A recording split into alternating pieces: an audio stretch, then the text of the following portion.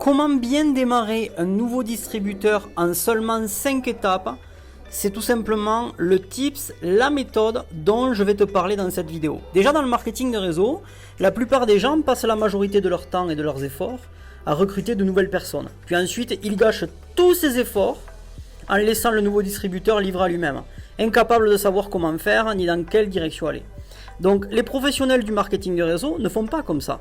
Ils déterminent les bonnes attentes et ils aident leur nouveau distributeur à obtenir rapidement des résultats et ils assistent leur nouveau distributeur jusqu'à qu'il puisse prendre le relais et faire la même chose pour les siens. Donc je vais vous expliquer tout simplement 5 étapes de la session de démarrage. On va commencer par la première. La première étape, c'est valider son choix.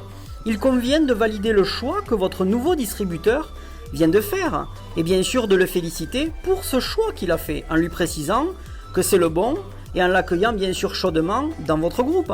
Vous allez lui dire bravo Alex pour ton choix et ta décision, c'est un excellent choix et à partir d'aujourd'hui les choses vont être différentes pour toi et ta famille. Cette étape bien sûr doit rester très courte, pas plus de 5 minutes avec votre nouveau distributeur et elle a pour objectif de le rassurer sur cette option qu'il vient de valider. S'il avait encore par exemple des rats dans la tête, eh bien c'est le moment de s'en débarrasser. La deuxième étape, c'est fixer les bonnes attentes. Beaucoup de personnes se lancent dans cette activité avec de mauvaises attentes et d'ailleurs ça ne pardonne pas. Que les attentes soient réalistes ou pas, le fait que ce à quoi les gens s'attendent ne se réalise pas fait qu'ils abandonnent très vite. C'est pourquoi en fait il est urgent et indispensable de tout mettre sur la table avant même de commencer. Donc ça, c'est vraiment très important. Et je vais d'ailleurs vous donner 3 choses qu'un grand coach, un ancien marketeur qui s'appelle Eric Worre, disait à ses nouveaux distributeurs dès le départ.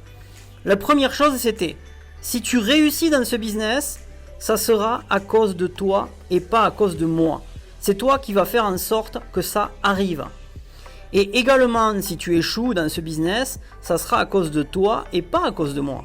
La réussite et l'échec dans cette activité dépendent uniquement de toi. Je suis donc là pour te guider et je ne suis pas là pour travailler pour toi. Travailler avec toi, pas pour toi.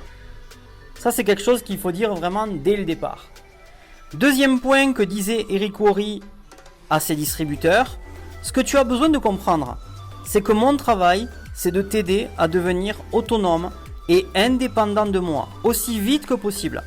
Si je ne t'appréciais pas, je voudrais te garder dépendant de moi. Tu serais toujours obligé de me poser des questions, de m'appeler, de te rapprocher de moi et d'avoir besoin de moi. Si je t'apprécie réellement, si je tiens à toi, alors je vais t'aider à devenir indépendant. Est-ce que tu es d'accord avec ça? Est-ce que pour toi, c'est un bon objectif de devenir indépendant de moi? Et la troisième chose qu'il leur disait, il va y avoir des hauts et des bas. Quand tu débuteras ce business, il y aura des hauts et des bas. Quand tu seras en bas, quand tu seras découragé, quand tu ne viendras plus au meeting, quand tu ne te connecteras plus aux appels, quand tu t'évaporeras, comment veux-tu que je gère ça? Parce que cela arrivera. Cela arrive à tout le monde. Alors comment veux-tu que je gère? Est-ce que c'est ok si je t'appelle? Est-ce que c'est ok si je te pousse? Comment veux-tu que je manage vraiment cette situation en tant qu'ami qui travaille avec toi et non pas pour toi? Et vous voyez en fait, ce sont ces 3 choses qu'il est crucial de dire à vos nouveaux distributeurs. Donc pour résumer, en 1, la réussite ou l'échec, ça ne dépend que de toi. En 2, ton objectif c'est de devenir indépendant aussi vite que possible. Et en 3, quand tu seras en bas et que tu t'évaporeras, comment veux-tu que je réagisse?